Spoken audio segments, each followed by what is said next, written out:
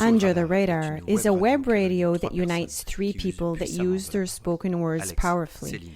Alex, Céline and Marco are here to see and speak, to see what is being played instantly, honestly, without any complacency for themselves or for the other, to see precisely and to speak freely, to reveal their own power.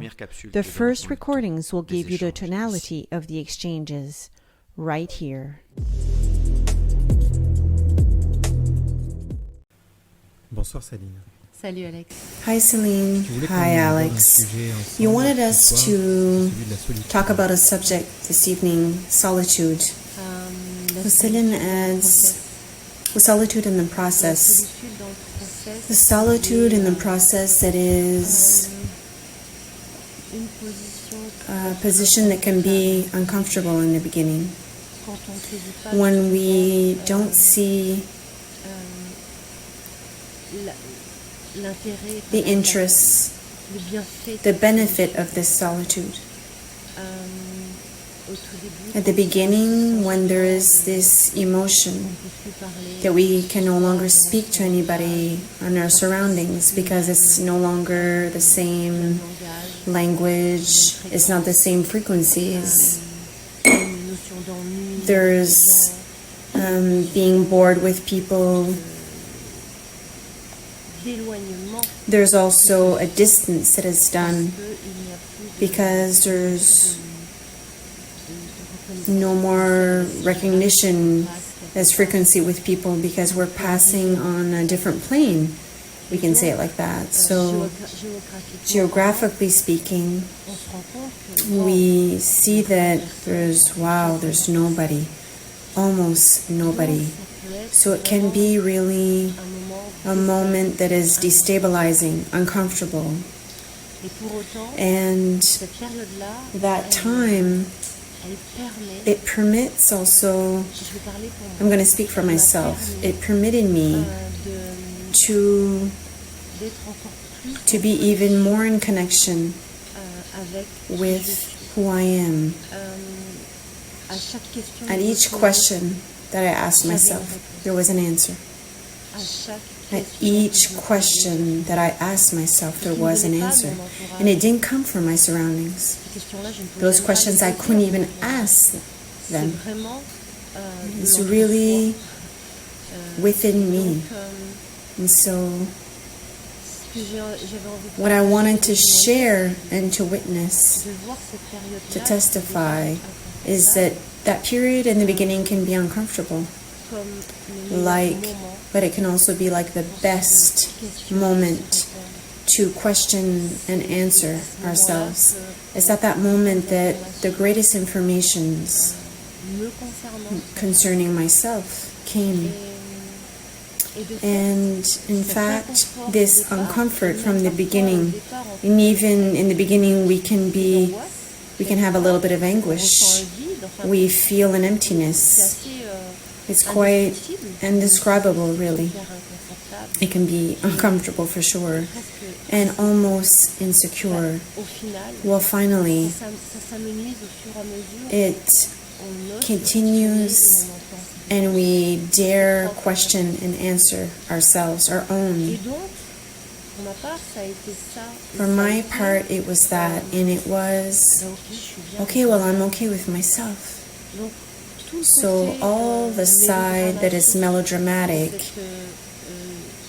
or this isolation that was transformed into solitude, became much lighter because I was well with myself. And when I was well with myself, in my own presence, it's like this, I was toughening myself, like a crystallization wanted to shatter into pieces. And at that moment, I really had this sensation of being expansion, that the frequencies were leaving and they were like growing. And it was a moment that was happy. It was a moment that was super agreeable. And so this testimony, this period where we think that we're going to be isolated and alone forever for the rest of our days. Finally, it's not, because it wasn't for me. And at that moment, it was really this expansion of my being, I'm going to say it like that, and this lightness. I was no longer tired. I was in this lightness, and the present moment was there, boom, boom, boom, and there was no more flashbacks from my energies from the past. There was no projections, what am I going to become, or I'd like to do this, or I'd like to be that. No, it was my presence. And so that was a little bit of a testimony for all the people that can feel themselves in this state at that instant. This instant where we feel alone geographically. I just wanted to testify on that. I also wanted to bounce back on the fact that some commented on our web radios. I'm going to name Philorphic, because there's a moment she clearly expressed that she lived her solitude and isolation well in a part from France that I know very well, south of France, in a small village that's quite charming, and the villages are quite charming over there. But she expressed that she felt in a joy to hear frequencies that were similar to hers in these web radios under the radar. And she also expressed that it was super to connect to other people. But she was herself well in her solitude, and she's enjoying this solitude, but she really was happy to be able to communicate with people, similar beings. So it's true that this radio station also finally, maybe if it didn't have this vocation initially, but it's also useful for this. Well, I'm seeing that it's greatly useful for this as well. So there, and was also to pre-specify that when we do lives, Alexander put this invitation to a salon, like a group chat. The chat is always there. You could always testify, participate by the written chat, but you can also come and express yourselves in this salon to say where you are right now and rapport with the subject that was brought in the instant. So I wanted to say that yes, we can be isolated geographically, but not that much because of these modern technologies.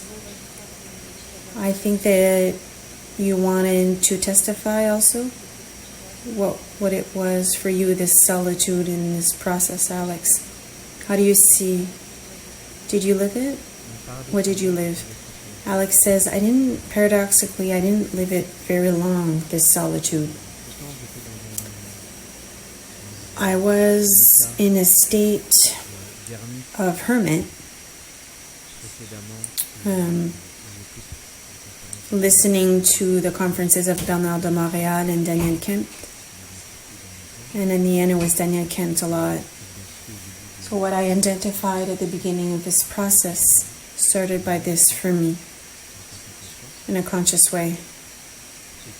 And that very quickly, it's really in terms of a few hours, a few days, where I have a reflex that is immediate to say to myself, I'm going to speak to someone about it. And so, concerning myself, words that were exchanged quite quickly. If I look retroactively, there was one period where I exercised words alone that maybe lasted a week, not more, where I'm going to share. It was like a game for me. I asked myself questions on diverse subjects, and even subjects that I shouldn't have had any knowledge on. I would ask myself the question. and I would answer myself. And what I find really amusing is that in our different experiences, there was this phase of question and answer. Of verification is that when you have the question, you have the answer that comes behind, if you listen to yourself. So that, this way of expressing myself, this way of exercising my words, my spoken words alone, maybe it lasted a week, not more.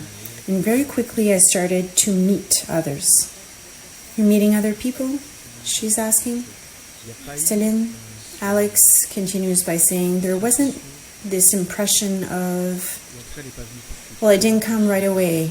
When I look again, it didn't come right away. The impression of being alone in a world in which I wasn't understood or exchanged with other or old friends. There was a certain time to be able to perceive that the representation I was confronted with, and even to make them my own. I'm insisting on my way because there was two movements. Is to go knock on the door, is what I resume today, is to knock on the door, to speak with others. And certainly to make the other one speak. There was a long period, and that lasted many years, I think, like 4 good years, I'm going to say this, where I would go and arouse the spoken words of the other. I saw all the intelligence that the others had, so I was more often in situations of an interviewer, if I can resume it that way, of arousing the spoken words, and sometimes certain people would take my role and I would start to speak in the mic. So I didn't know this solitude. And also what was a marker for me that came to confirm a little bit this partnership of spoken words. It was like a partnerships that were done. And we amplified the movement. I speak of the movement of amplification, is that alone is very powerful, but when many are together in the game, it becomes really interesting, vibrationally speaking. It's amplified. Your words amplify mine and vice versa.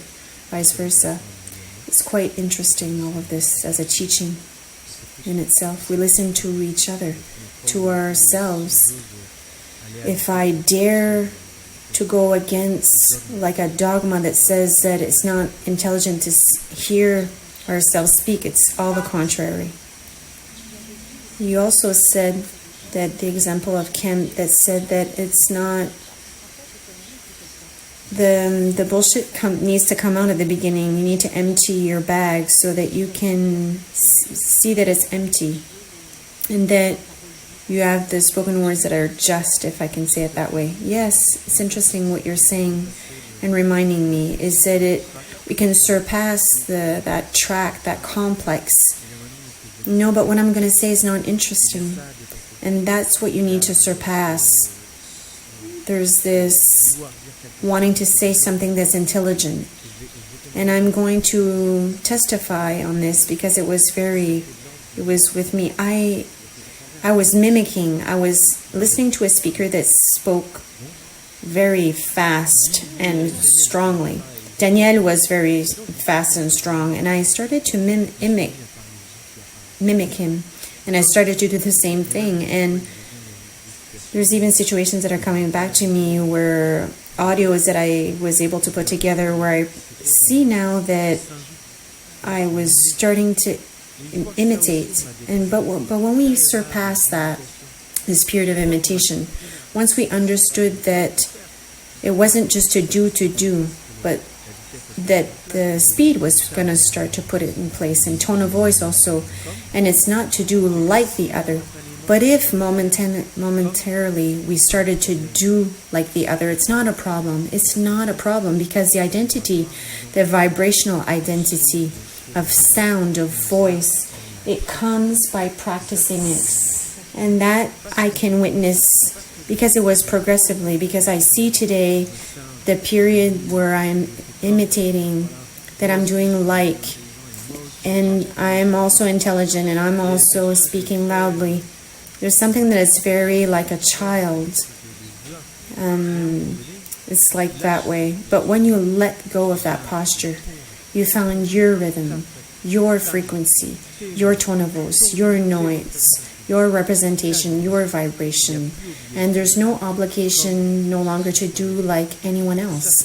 And that's very interesting because in this process, because it comes like reconcile this solitude, because I know that for me and my motivations and what pushed me to go and find the words of the other was the pleasure that I had.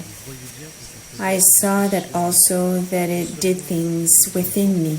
Not only to hear the other, I would go and visit the partials of consciousness of the universe. By listening to the other, I would visit the consciousness of the others that I wasn't conscious of at that moment. So I had a lot of gratitude with people that consecrated me time and energy and their own words. And I could see also, of course, that it was an exchange in matter. There's other things that install themselves. For me, I'm not hesitating to say that there was a real will of going to confront the other. There's a term also that is noble for me. Confront the words of the other, not to dominate or be in submissive position, but to put the words on side by side. Céline speaks by saying, in rapport with this solitude, you were extremely proactive because you felt that something was done. So you went forward. So, of course, there's people that dare go forward and knock on the door of others because they feel that it's intelligent. Yes. And others like me, where it was more like a pursuit of my process, in my information that was ascending and descending. And it's interesting to share this, I find, because finally we are first in reconnection of ourselves, and then however or whatever happens, this solitude, for you it was short, for others it's longer. For me, it was to share this and to show another point of view. And you show us also that we can be proactive. That shows a singular movement for each and every one. And there's no fatality. There's just an observation to see, to captivate the intelligence where it is situated. And it vibrates, that's all. Alex explains that there's two experiences that are transposable. It shows that your experience and mine, it's not to say you have to do this or that. Two experiences cannot be transposable. It's not to want to be alone or to do with. It is done when it's supported by the intelligence. It is done when it's done with the singularity of each and every one of us, and independently of the character. Is that like it's done on the side of the ego. When we see that it's done, there's energy that is impersonal underneath all of this. It's with your spirit. I like to say we are pushed to do this. I was pushed to do that. And what I see today is that to start to make links and identify people, it started at the beginning with an affinity, the expression of vibrational affinity. When we speak of it, I didn't live it the same way 5 years ago because it was affinity that was very psychological. Oh, him or her or intellectual, whatever. That's what's interesting to go to surpass, because you can't stop by saying, oh yes, it's intellectual. And Céline adds that the intellectual side, it's a passage that is obligation, that's obligatory. It's to be able to expose all this. So there's a moment where the intellect and the ego there's a place where it just breaks and takes its place. It doesn't take all its place, but it takes its place. And that's where the circulation, the information, this descending and ascending is done. So we don't need to tell ourselves or to judge ourselves or to say or feel that we're being braked, or it's done when it's done. And it will be done. It's just that's what's interesting to hear, is that the side that's impatient, or I look at myself and I'm not going forward and blah, blah, blah, that is to cut off directly those kinds of things. Alex adds, you're permitting me to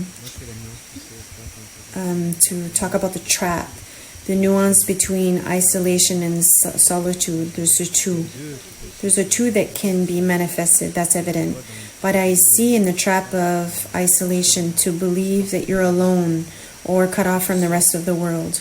When we come out of the collective, when we come out of the dogmas, when we come out of the concepts, when we come out of the energy that wants to make us believe that we are small, that we need to learn things to be able to grow, that's also a trap that's not going to serve us whatsoever.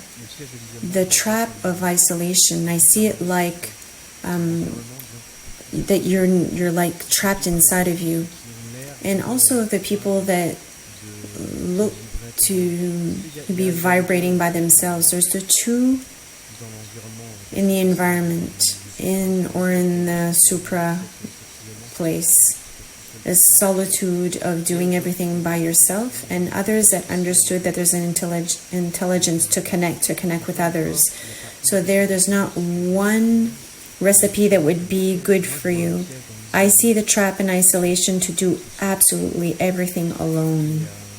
And that's what that's what conducted me to contact other humans. And those humans were part of the transition. That's how I see it today when I look back at it. And I started to connect with other people with the web radio. And there's a connection that's always done. And today we understand each other instantaneously. That's what I didn't know in the beginning. 5 years ago, I didn't doubt this. It's just something that said, do it, do your part. So in the action, no question. In action, no doubt. In action, there's no, how to say this, no vision. There's no longer the reflection. There's no longer, it's action. You just act and do. And it's done. There's a third time to this conversation, Céline. Céline adds that, yes, I had the information concerning the couple. When one connected to this supra energy and that the other no. And so what came was that, like the one that connected with the supra energy can in no longer any case ask the other to join him on this plane. He can't be in the conviction or convince him. And like the other that is in his own energy didn't connect to this supra energy, cannot ask that the other stop being who he or she is. So there we find ourselves in a case where it comes back to what is intelligent for me, what serves me, what doesn't serve me anymore. So effectively, it brings me back to the story of order, of putting back order in what is, and what is chaotic, what is loud, what is noisy, is it intelligent for me? So of course it brings situations that can be, how can I say this, can be uncomfortable. The uncomfort comes from where? To observe, where does it come from, this uncomfort? Is it emotional? Is it, again, a small egoistic part that would be in frustration, that would want to convince because there is this affection, because there's this turn of life, this part of your life that was built together? Of course, it's like a turn of life. But then what comes to me is that effectively is completely individual. But I can't imagine that a being that connects to the supra energy decides to be or to no longer be who or she is. What does it evoke on you, Alex? Alex says subtlety. It evokes in me subtlety. It's very delicate, he says. And it surpasses the supra-mental character. I'm going to try to... I hear you when you say this, Céline. I'm going to say it in another way. I'm going to say the same thing, but in another way. When the other person is in his intelligence and connect to his principle of respect, I see behind it all respect. If you can be in intelligence and in respect towards the other, there's nothing that you need to worry about. And that, presently, we've had approaches that were abused. It was just everything. When we touch one day, that respect can be total, entire, filled, without any exception. Then we can say, wow, there's something there. And that is the energy that we speak of that brings this. Meaning consciousness that the other is integral. It doesn't need to be completed by anybody or whatever. And so he's respectable. Respectable 100%. And that often, I don't know if you've seen this, but in approaches or traditions or different traditions, there are always exceptions to the rule. Always, yeah, but here, maybe there, maybe respect, but not totally. Do you understand? And that is integral. It is complete in itself. It's fundamental. Meaning, if there's no mutual respect of acceptation of the other, where he is, without wanting to change him, but in revenge to be able to see what's going on, though, without wanting to teach him, so that's why it brings subtlety. Of course, it's fairly delicate to accompany or help, or of course we've all felt in that kind of trap.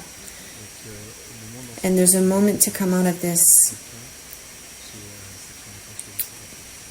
He has to be stable. The person needs to be stable and clearly positioned so that there's no temptation to put the other person in its place. And it can't be done with everyone, but it brings me to a position that to put order. If the other one respects you, it's okay. But if the other one doesn't respect you, well, take your dispositions, yes, and put coherence in your experience and intelligence. It's not the other that's going to put coherence in your experience if he's saying that this or that, and then even on like mocking or kind of joking or sarcasm or cynicism. Oh, you with your story. Do you see that? That is no longer possible. You see, we don't support that anymore. We have a sensitivity that can't support this anymore. There was another subject that reminds me, there was exchanges with someone that we estimate highly, and where she comes, someone comes to comment her on, that's no longer possible to, like, the situation of giving a lesson is no longer possible. And so when you put intelligence, when you put respect in the relationship, in the duo, well, it puts a principle of equality. If there's no equality where I look at you right straight in the eyes, equal to equal, vertically, then that is not possible. It will bug. That's what evokes within me. Do you want to add something, Céline? Céline says, no, it's a subject that's quite delicate, of course, but we could say that I'm always coming back to this sentence that you say regularly, what is intelligent for me? What was not intelligent for me? What does serve me and what doesn't serve me? And we cannot no longer be who we are. That's not possible anymore. That we see that right, like either we see it or we take the dispositions that we need, like you're saying. Thank you, Céline, in respect of each and every one of us, Céline adds. Thank you, Alex.